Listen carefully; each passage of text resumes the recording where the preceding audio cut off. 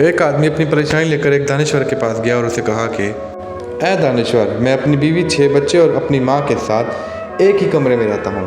और दानिश्वर ने कहा, जाओ एक गधा खरीद के ले आओ और उसे अपने साथ कमरे में रखो और 2 दिन के बाद मेरे पास आना।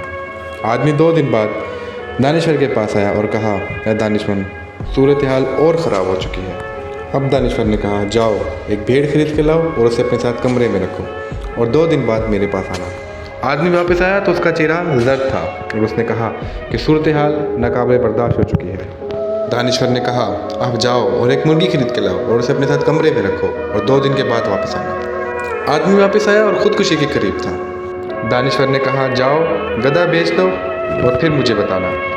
आदमी गधा बेच के वापस आया और कहा, सूरत हाल कुछ बेहतर हो चुकी है। फिर दानिश्वर ने कहा, जाओ भेड़ बेच दो और फिर मुझे बताना।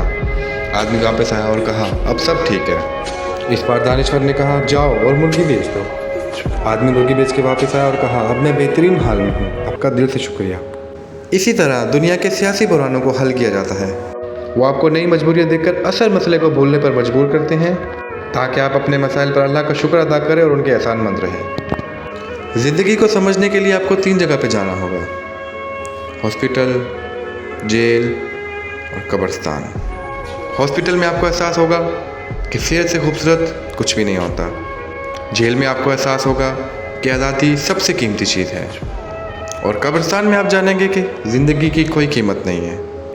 आज हम जिस ज़मीन पर चल रहे हैं, याद रखो कल वही हमारी छत होगी। ज़िंदगी को खुशी से जियो, कल क्या होगा कोई नहीं जानता। मौत बुरी चीज़ नहीं है, बुरी चीज़ ये है कि बग़ैर ईमान के मरना, अमाल सालिहा के बग़ैर मरना, तौबा किए बग़ैर मरना, अल्लाह से दिल लगाए बग़ैर मरना, इस्लाम पर ज़िंदगी गुजारे बग़ैर मरना, इस हालत में मरना कि तुम अल्लाह को नापसंद हो। ये सबसे बुरी चीज़ है।